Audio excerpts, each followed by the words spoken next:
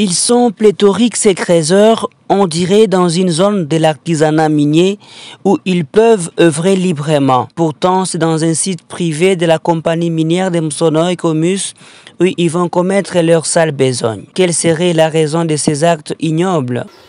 Hier, c'était un corps sans vie qui a été repêché sur le lac CPA, Golfe.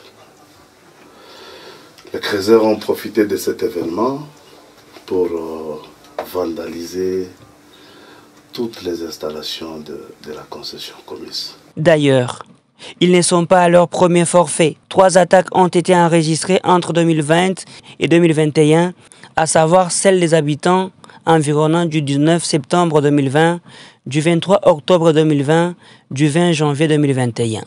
Ils en ont pris l'habitude à cause de la léthargie de la police. Les creuseurs savent déjà que les policiers ne peuvent pas tirer, ne peuvent pas utiliser les armes à feu, les armes de guerre. Ils n'utilisent que le gaz lacrymogène.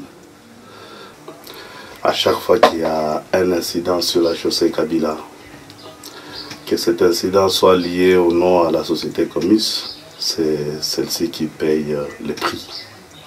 Un peu plus après, 4 véhicules de la police nationale congolaise sont arrivés, trouvant ainsi 11 véhicules de la défense de la société Comus, créant peu à peu une accalmie, mais les dégâts sont incalculables. Hier, il y a plus de 2000 creuseurs illégaux. Ils sont entrés dans notre concession et ils ont volé notre minerai. Mais au moment où nous vous parlons, il y a 8 policiers qui sont grièvement blessés. Je suis allé les rendre visite à l'hôpital méthodiste. C'est déplorable quand un citoyen, un Congolais, se permet d'attaquer des hommes en uniforme. C'est très déplorable. Ces actes de vandalisme déçoivent Comus, qui pourtant est une société d'exploitation légale. Elle a accordé de nombreux emplois à la population locale, génère beaucoup de recettes fiscales pour le gouvernement et se consacre à l'amélioration de la construction des infrastructures communautaires.